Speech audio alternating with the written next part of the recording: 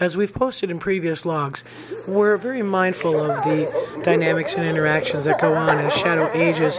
One of the things that we do notice about aging animals is that when they are a little bit more stiff or in a little bit more pain from some kind of arthritic condition, they have a tendency to overcompensate for that weakness and be a little bit more intense in their dominance, and we've certainly been seeing that in Shadow lately. And what you're looking at here is a clip of just a morning of wolf care. Again, and Shadow really seems to be having a little bit more difficult time with the high humidity, and we've had a lot of those high humidity days. Certainly that may be contributed by joint swelling, etc. And basically what you're seeing is Shadow asserting dominance over Denali, because Denali's doing some testing behavior, paw up on Shadow's face, kind of pushing him around. And one thing to note is when Grizzer comes over and kind of takes over from Denali, Shadow tends to leave. And again, those are things that we're watching. We're watching Shadow's ear posture, and you're obviously seeing Denali and Grizzer run up the hill and kind of do a wrestling match, and really not, Shadow's not able to keep up with that, and so we're real mindful of that. We're kind of watching that behavior and interpreting it. Shadow's doing a chin rest over Denali, and that is a way to try to force an animal into submission and get him to roll over, and Denali does do that, but he comes right back up, and again, it's getting much harder for Shadow to keep control of the pack, which is why you probably see a overreaction or a much more intensified dominance than would be necessary. The other thing is a lot of vocalization. You know, when an animal wants to get its point across, it's going to vocalize, and Shadow's certainly needing to do that a lot. And we've probably seen this pick up in the last week or two, that it's really gotten a little bit more intense. You'll see Maya also contributing with Grizzer's dominance there, and also with Denali. Aiden's kind of staying to the back, and notice Aiden's ear postures are pretty timid. He doesn't want to get involved in any of that. Staff did observe Aiden doing a raised leg urination, and that's usually reserved for wolves that are a little more confident or more dominant. So certainly something for us to watch and see how Aiden progresses.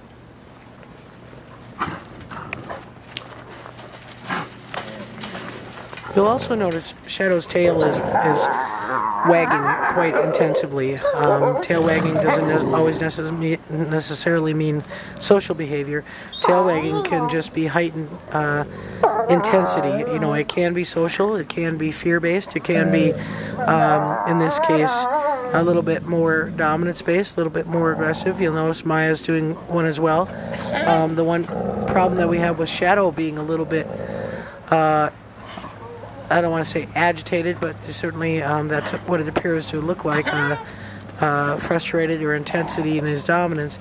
It does get Maya a little bit intense, although you'll notice Maya's ears are flat back. It's definitely difficult for her. This is not something that she's comfortable with, and we watch the ear postures as a really good indication. And again, as you see them run up the hill, Shadow's not running with them. He's definitely a little bit stiffer. He tries to run with them, but he definitely has a little bit of a back hip limp that causes him to be a little more reserved. And again, once the pack gets pretty excited, Maya will oftentimes redirect to Aiden, and you'll hear some of that high-pitched whining and threat display from Aiden, who gets the brunt of it if Maya gets too overexcited.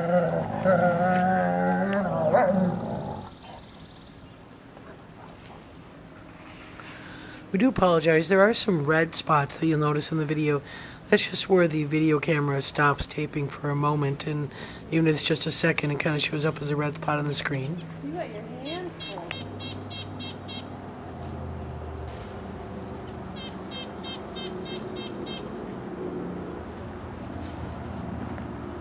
And now Maya is going to go do some, actually this one's fairly casual, what we call an inhibited bite. She's just pinning him to the ground, sitting on him, squashing him, and he's taking it in stride. He's got his paws wrapped up around her, kind of grabbing at her, but he's certainly not, this is not a negative interaction for him. This is a social dominance hierarchy.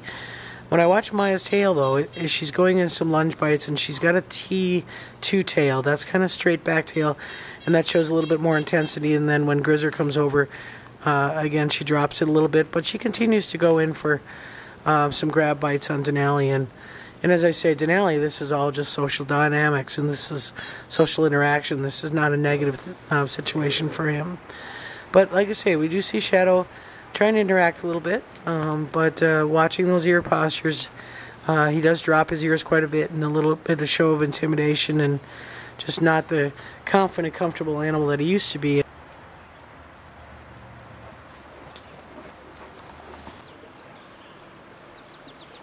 Then we also watch Shadow later in the day eating grass.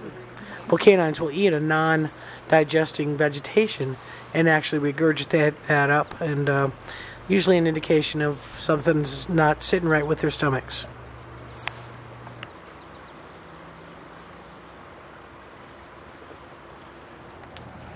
Malik's had a little bit of excitement this week. 2 trees came down in his enclosure, and while he wasn't anywhere near them, I'm sure they were a little bit startling. And we did some chainsaw work and did clean those trees up so that they don't inhibit his movement at all. And with older animals, you certainly don't want anything that they're going to kind of get tripped up on. So that's been a little bit of excitement. He is still shedding quite a bit. The Arctics are later to shed than the other subspecies. And so he's been getting grooming from the staff and really trying to get rid of some of that loose hair before the real warm spells of July come. So what you're seeing is just Malik kind of roaming around, greeting staff, a little bit anxious from that tree coming down. So you're going to see a little more nervous behavior in this week's clips where he's actually kind of pacing a little bit. And that nervous response does occur, especially when there's a lot of anxiety. So again, we cut the tree out. We do leave Malik in the enclosure when we're doing chainsaw cutting. When they're pups, we actually run the chainsaws near them so that they're familiar with the sound, and we don't see as much negativity when they're adults trying to deal with all of the maintenance things that are really a key part of the wolf care management. He did very well. He laid towards the back of the enclosure.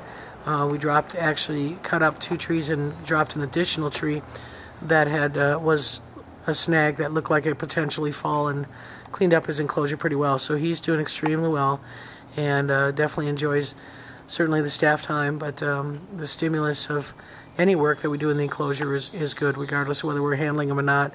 We've been in there on ladders quite a bit lately, and he's very adapted to his life in retirement and to us working around him. So again, we'll try to continue to narrate some of these YouTube videos, and we hope to get a podcast out sometime in the month of July.